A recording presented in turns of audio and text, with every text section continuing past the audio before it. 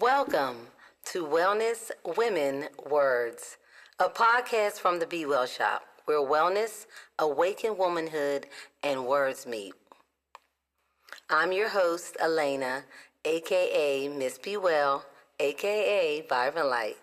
I'm a poet, author, and wellness educator and entrepreneur. So I'm here to discuss this chapter of my life that I call my first semester of freedom. I call it that because this was the first semester of no longer having a 9 to 5 and walking away pre-retirement and deciding that I wanted to do something else. I wanted to explore another part of me that did not entail the life that I'm so used to living. And so I took the leap. And today I'm taking you on the journey of how I got ready. So this is the GRWM, the Get Ready With Me. How did I get ready for that thing? I didn't wake up one day and just decide, you know what? I'm not going to work. It wasn't something that I just did. I woke up and said, okay, I'm not going back. Even though sometimes it feels like that when you're ready to take a big leap, you just decide, like, look, this is my last day. I can't do this anymore. But it does take some planning. For me, it took planning. And sometimes it doesn't. Sometimes people, completely leap and they don't have any idea what they're going to do, but they make it work. But for me, the Virgo in me is more of a planner. So even though it was a leap, nonetheless, I did have plans. I did decide that this is something I wanted to do. And once I decided that, I decided to start moving towards that with real effort and what I call offerings. So this is called Get Ready With Me, GRWM. And it's basically about the offerings that I made along the way to get to this point, to decide that I was going to take the leap and this was what I wanted to do, and me giving offerings. I call them offerings because a lot of times we might want something. We decide, oh, I really want this to happen. We might be sick of whatever, or we're just ready for a change. It may not be that the thing we're doing is so bad. It's just not fitting. It doesn't fit anymore. And for me, that's mostly what it was. Of course, we can find the pros and cons in any situation we're in, but ultimately, it just didn't fit anymore. My life, my journey in that space had ended. So what I believe in is making offerings. I call them offerings because they are ways that I decide that to give towards an outcome. We can hope, we can pray, we can visualize, but what are we going to actually give to it? What are we going to actually give to this outcome that we so badly want, that we're dreaming about, So it brought me back to when I first started teaching here in Georgia, and it made me think of what I was willing to do. So I thought about me taking a plane ticket. I mean, I was living in New Jersey at the time, and I wanted to move to Georgia, and I wanted to teach in Georgia. So I said, you know what? I'm going to go to this job fair. I'm going to go to this job fair and see what happens.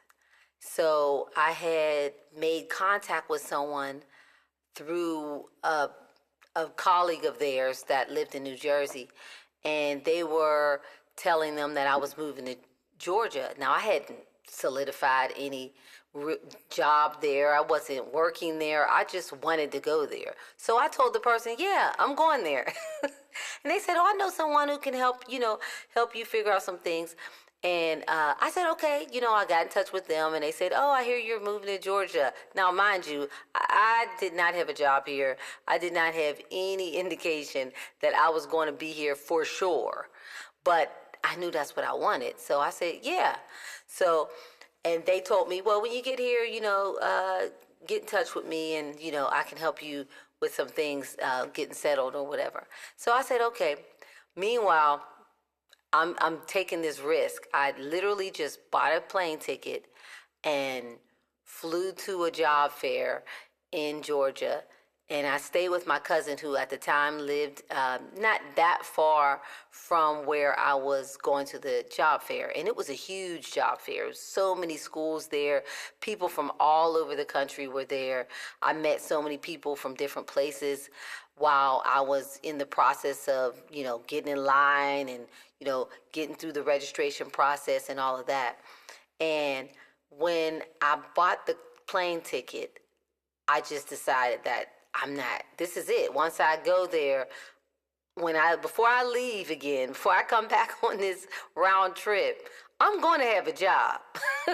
So I had to recall this time in my life so I can realize that just like you made this offering to get there, you can make an offering to change. So I flew here to Georgia, and I asked my cousin, because I didn't have my car with me, so I asked my cousin, I said, can I use your car, just to go to the job fair? And she said, sure. So I got her car in the morning, drove to the job fair, parked in this parking lot that wasn't too far from the job fair, and walked down the blocks. Georgia's warm, so I was like, ooh, it's hot.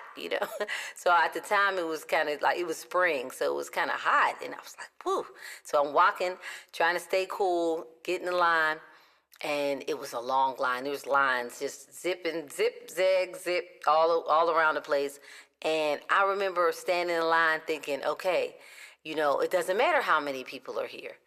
It doesn't matter, what I went through to get here, or what the risk or the chance I took to get here. I'm leaving with the job so that I can move. So I'm in line, and they made this announcement. And it said, if you're parked in this parking lot, your car will be towed. You must move it. And, they made a big announcement because there's so many people from so many places, and they were parked in lots that apparently it just got too crowded, and they had to, tell everybody from the job fair that they had to leave because this is the business lot. You can't just clog up the whole lot because you guys are, going to this job fair. So I said, oh no. I can't let my cousin's car get towed, So even though I was in line for a good little bit, I had to get out of line, lose my spot, and go get the car. So I had to walk at least a block and get the car, and then I had to move it to another place. So I said, okay, this is the one they said, so I'm moving it out of here. I'll move it to a different location. So this one was a little further, but I had to do what I had to do. So then I walked back all the way to the job fair, and it was held at a very large high school. And I got back in line. So now, of course, I'm at the end of the line now. And, though I wasn't the only one who had to move their car, now the day is getting away from me. So I'm like, okay, I'm getting in line. So I got back in line. And do you know they made another announcement? And they said, if you parked in, I said, you gotta be kidding me. So I was outdone. I was like, really? Really? I have to move it again? But, I couldn't take a risk. This is not even my car.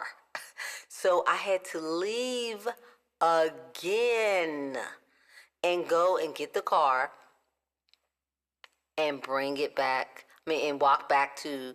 So then I had to find another lot that I knew for sure, and it wasn't convenient, this one, but I had to leave it somewhere where I knew for sure this would not happen again.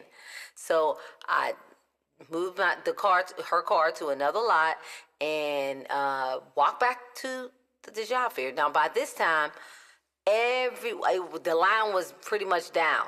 You could walk in, but most places have already interviewed. I would go to different tables that were different schools, and I would ask, I would like to sign up for an interview because they had positions that I was interested in, and they were like, oh, I'm sorry, we've already hired everyone for that, or they told me that they weren't doing any more interviews because they are all booked up, and I just couldn't believe it. I was like, man, I have to I can't leave here without a job.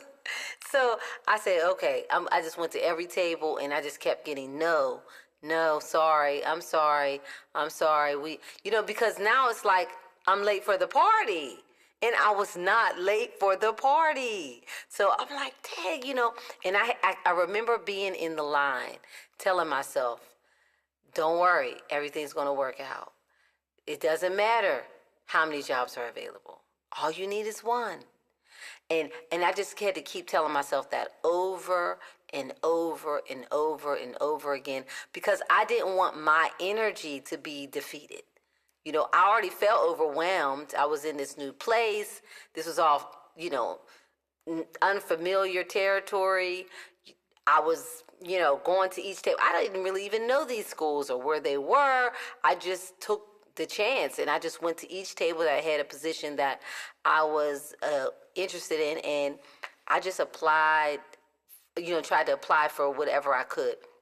So, and sign up for interviews. So I'm trying to sign up for these interviews, and I kept getting no. So I kept getting no. I kept getting no.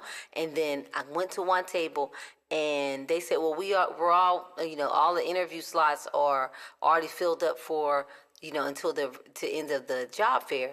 And I said, oh, okay. And I was walking away and one of the assistant principals said, wait a minute, we got at least 10, 15 minutes before the next interview. We can, squeeze you in. And I said, okay, really? And she said, yeah. So I sat there, did the interview, and that was my first interview. And of course, in my mind, when I did this, I was expecting to already have like 4 or 5 interviews by then. But this was the only one I could get in. And I was like, oh, now I had to get in line to another school and see if they had any spaces left. So I was literally in line trying to see if I can even get an interview at another place. And I was probably like 3 or 4 people in front of me. There were about 3 or 4 people in front of me. So I had to wait my turn to talk to them to see if there was a space. And while I was as the line was moving up, next thing you know, I got a tap on my shoulder. And I turned around, and the school that I interviewed for said, we would like to hire you, for the position that you're looking for. And I was like, what? I was beyond grateful. I remember crying.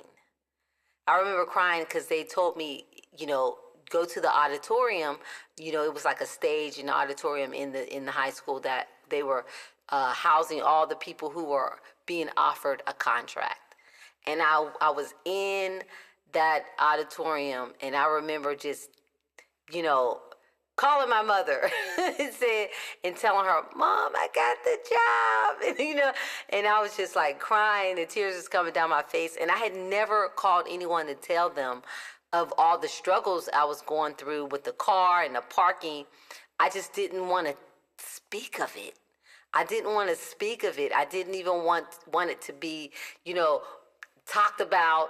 I didn't want anyone to feel bad for me. I just didn't say anything about it. But when I got to the other side, that's when I called. I said, oh, let me call my mother. And then that's when the tears just came down. And I was so grateful that I trusted the process, that I trusted that things would work out, that things would be fine. And they were. And that's how I started my teaching journey. But now here I am on the other end, ready to transition out. And looking back at that experience and deciding that it was time for me to do something different now, it was bittersweet, but it was necessary. And I had to remember how I got here. And when I remembered how I got here, I said, okay, I'm the same person. This is the same journey, just in reverse. I just have to figure out my offering. So I believe in, offerings, and this offering to get to the other side and take this leap and start my life outside of that experience was it was a major decision, but I did get ready for it.